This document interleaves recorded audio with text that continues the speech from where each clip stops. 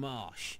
Now it's British lightweight champion John Murray. Good year 2009. He's still unbeaten and he took care of business in a bit of style, to tell the truth. 3 British title fights. Johnny's ready now though to move on, ready for bigger honours. But it's not just about the British title. His eyes are looking for something bigger. Yeah, that's right.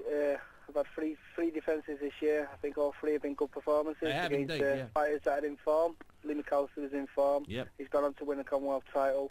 Scott Lawton had a couple of good wins coming into my fight, and I took care of him in good style. And then Faxon, obviously, at the end of his career, but still, dangerous. It was a European champion, and still, considered by many to be #1 in the country. And I took care of him with ease. So, I'm looking for the big year this year. I've got the European title fight in February, and then after that, I'm looking for world honours. Yeah, because it's not that you're getting on, John. It's just that you seem to have been here a while. Because you're still only 25. It seems to be that you've been at a good level for a good couple of years now. Well, that's right. Yeah, I've turned pro pretty young at 18. You did. And I've had quite a long career already. It's my 7th year as a pro now. I'm going into so. It seems like I've been around for a long time, but I am still pretty young, and I feel that I'm still pretty fresh. I've not been in hard, grueling fights. No, you haven't. So I've got a lot to give, and I've got a lot more gears to go through. So I'm just waiting for the opportunities now, and I think the lightweight division's hotting up now. Kevin Mitchell's come to my way. Yeah, I do too. I think if he can go on and win a world title this year, and I can go on and win a world title, 12 months down the line, I think we can have another Ben Eubank on our hands. Yeah, I think I think that would be a terrific fight. I think that's a massive fight down the road. You against Kevin Mitchell. That's got stadium written all over it in a year's time. That'd be absolutely brilliant. That's right. Yeah. So I'm looking forward, and there's a couple of good kids in our division. Gavin Rees is coming back down, and good. It's heating up. The division's heating up now, the lightweight division, and it's just my mouth's watering thinking about some of these clashes that come in. Because the good thing is, if there are big enough domestic fights, you don't have to chase world honours. It's a bit like, as you say, you mentioned Ben and Eubank there. Those 2 guys, they could have gone off and, fought guys all over the world, but they kept it at domestic level. They got 42,000 people, remember, at Old Trafford. And I'm a big fan. If you've got good domestic fights, have them, take them, make them. Yeah, that's right, yeah. I'm all for it, and especially, like I say, me and that Mitchell, it could be a great fight, that, and you like I say, it could fill out stadiums, especially with the London-Manchester rivalry.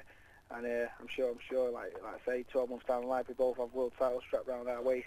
It'll be huge. Yeah, it would be huge.